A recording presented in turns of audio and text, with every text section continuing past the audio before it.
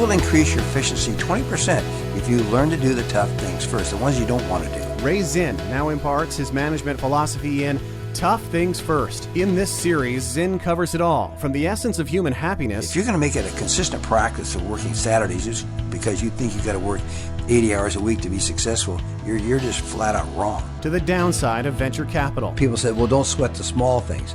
Well, I guarantee if you don't sweat the small things, the big things are going to become a mess. And the essence of entrepreneurial discipline. Don't want to wait until you jump off the cliff to grab a parachute. Now here's Ray Zinn, Silicon Valley's longest-serving CEO. I'm Rob Artigo, former Bay Area radio personality at KGO in San Francisco, and your host for this edition of the Tough Things First podcast. It's a special video podcast, so if you are listening to it and you'd like to watch it, just go to toughthingsfirst.com. Find this podcast, and next to it there's a link. You can click on that and it will go to Ray's YouTube channel. Check it out. It's always fun to watch a little bit if you feel like it and you have the time to sit around and watch it. Also here with me, of course, is Ray Zinn, the longest-serving CEO in Silicon Valley history. Hi, Ray. Hello there, Rob. Welcome to the new podcast here. Well, you had the honor to do the commencement speech at San Jose State recently, and you described it as a bucket list moment. What was it that you felt was so special about doing it?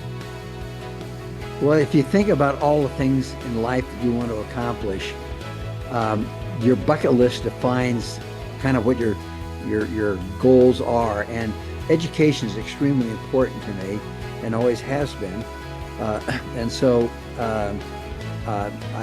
This is going back, I would say, probably 25 years ago. I was talking to a friend of mine who was asked to do a commencement address. And I got thinking, I wonder why I haven't been asked, to do it, given, my help with the schools and the things I do as Zen-Starter and other programs that I have scholarship-wise, why I haven't been asked to be a commencement speaker. And so it was just something I didn't really voice out loud. It was just something I was thinking about. So there's this movie called The Bucket List. Not if it's called The Bucket, but anyways, a movie about this fellow who had a bucket list, and he was striving to, before he left this world and went on the other side, as they say, there's some things he wanted to accomplish, and so I added that to my bucket list, or my things I wanted to do. I added that goal to being a commencement speaker. I did not ask, by the way, to be a commencement speaker. So it was something that was offered to me, just like it was to my friend 25 years ago. So, because if you ask for it, then of course that's different than if they want you to come and it was their idea as opposed to yours. So it was very important that I do that, and I enjoyed it immensely. And it was just something that I'd been looking forward to for years, and then had that opportunity. So that's what happened. Well, Ray, I have a clip here. I want to play the video so people can get a feel for what that was like. It was really a great picture of you on the podium there, and you did a great speech. And so I wanted to share that with them. When was this recorded? I believe toward the end of April. Okay, so I guess that's about the right time for college graduation. So yeah, it sounds about right. Let's play that clip. We'll come back and we'll talk a little bit more about it. Outside of his work as an inventor, Ray is the author of 5 books on leadership and has been featured in titles like Jim Fixx's The Complete Book of Running and Greg McKeown's Essentialism. Please join me in welcoming Ray Zinn.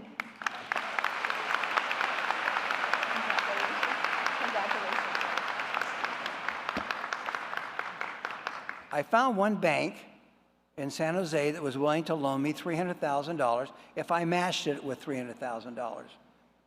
So when my company that I started in 1978 was the very first semiconductor company, or technology company, I should say technology company, that received financing from a bank, the very first one.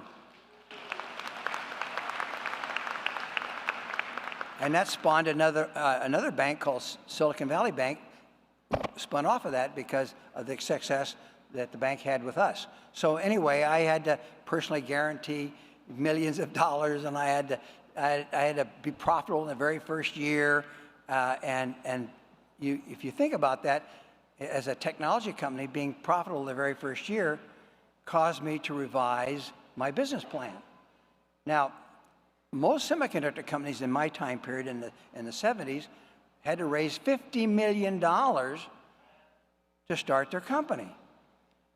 And here I'm doing it with $600,000, and my friend says, "Are you crazy?" And I says, "Yeah, I'm crazy. You know, I'm going to do something no one has ever done before." That's me. I like to do things that no one has ever done. And so that prompted me then to start this semiconductor company, and I had to be profitable the very, very first year. In other words, I could not lose money. So when I started the company, I had to change and revise the business plan such that we became a service company, a semiconductor service company, and not a product company. We weren't able to start our own products until 1985, and when we developed our first data book with our own products. So it took me, 7 years in order for me to get the money I needed to actually become a product company. So in 1994, we were successful enough that we were able to go public on the NASDAQ market with the symbol MCRL, which became a very promising startup or IPO for Silicon Valley. And I'm very proud of that, the fact that I was able to take the company from $600,000 to a company that was doing millions of dollars to go public in 1994. So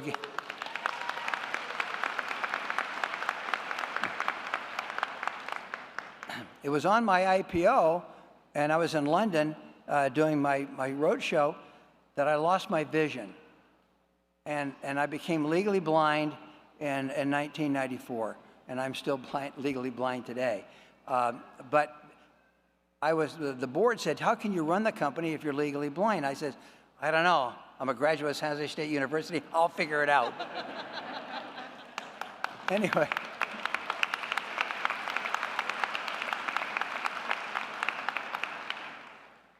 No joke. San Jose State is one of the best universities in the entire country.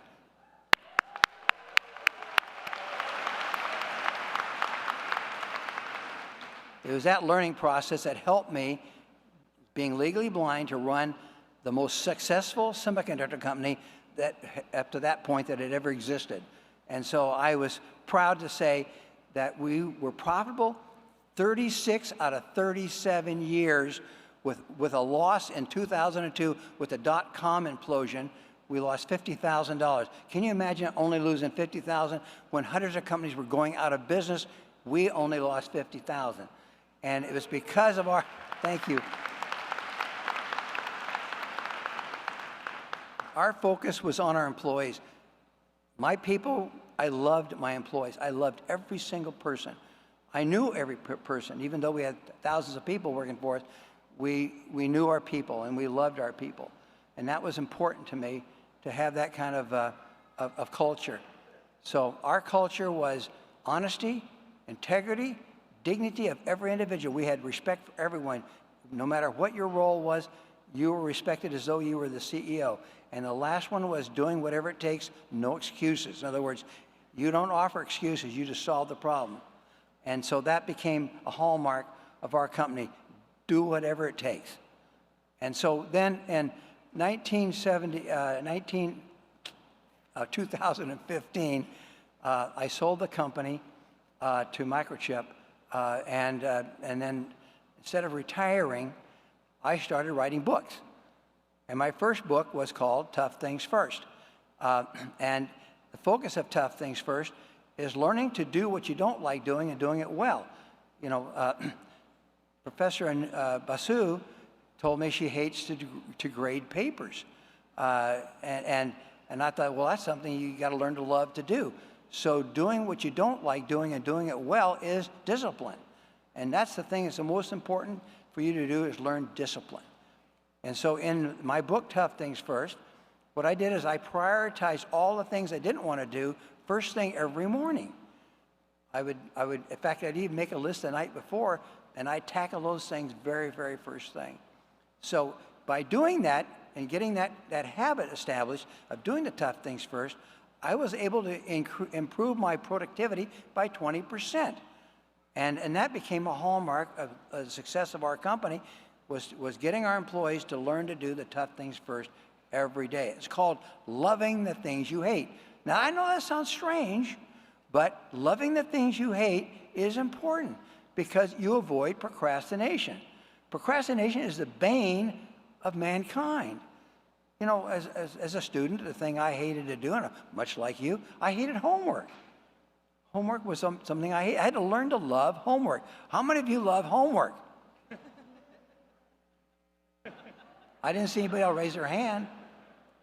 I loved homework because I focused on it first thing. I got it out of the way. You see, only 20% of what you do is important.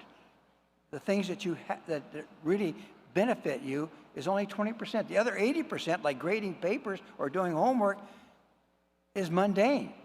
And you want to, and so the tendency is to avoid doing it. And that's called procrastination. And so avoid it like it was the plague.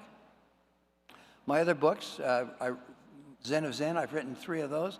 And my newest book, Essential Leader, has just came out. And that talks about the 10 principles of being a successful leader. So I want you to take away from my talk to you today is to learn to do the tough things first. Learn to love the things you hate, okay? Now, it's dead quiet in here when I said that, but that's what you learn to do, okay? Now, the last thing I want to tell you that's important for you to know before I sit down, and that is you have a limited amount of time to develop your career. Your career has to be developed within the first 10 to 15 years. Write that down. 10 to 15 years, you're dead otherwise. After that, you're done, okay? You might as well just retire. So 10 to 15 years, don't waste that time, okay? You're on the precipice of a great experience. You've got the education, now you need the experience. Experience and knowledge is wisdom, and you need to develop that wisdom. As I said earlier, you have attended one of the best universities in the entire country, and you deserve to promote that. And I hope that when you graduate and you get up and like me, that you will give back. And I did that with a program called Zinn Starter.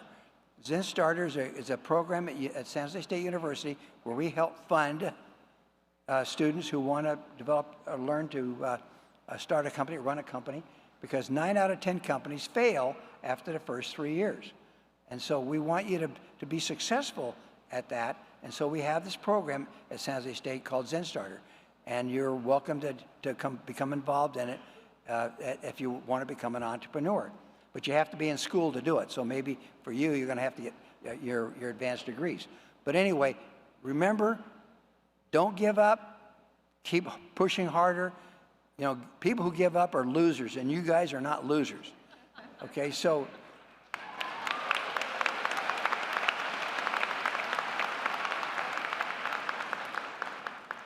thank you, and God bless you in your endeavors as you now proceed forth in the next important phase of your life. Go Spartans! That, of course, is Ray Zinn doing the commencement speech at San Jose State. Nice work, Ray. Congratulations. Looked like it was a lot of fun for you. It was fantastic. Now, I would call it an energized speech, and the takeaways from the clip that we played are that, that these students that are graduating now going into the world should keep 2 things in mind. They need to do the tough things first and use it to develop discipline. Exactly. Discipline is doing what you don't like doing it well. And I focused on that during my commencement speech because we're always going to be faced with challenges that we really don't want to have to deal with. Yeah, you also mentioned that you are legally blind and the teleprompter is there. I don't know if you noticed that because I know that you have some sight. It's just you're legally blind and you have some visual cues. You can see kind of shapes and things like that going on around you. But the teleprompters are there, like the president speaking. And I think somebody who didn't know that you were legally blind would think that you were using the teleprompter, but you weren't. You were going right off the top of your head in that speech. I mean, I guess you practiced, but it came across like, you were reading off the teleprompter because, and I mean, if you were reading off the teleprompter, it was really well done, but obviously you weren't doing it on the teleprompter. Well, so when you talk about legally blind, it means I can't drive on the highway, or I can't drive, or period. And so my vision is limited to distance. In other words, I can see things, a little bit further away. And I see things. It's just it's not clear enough for me to read. So if the pitch of the words were, large enough, then I could read it. But the speech was relatively long, not long, I should say it was like 2,000 words. And to put that up on the teleprompter, I'd be focused too much on it.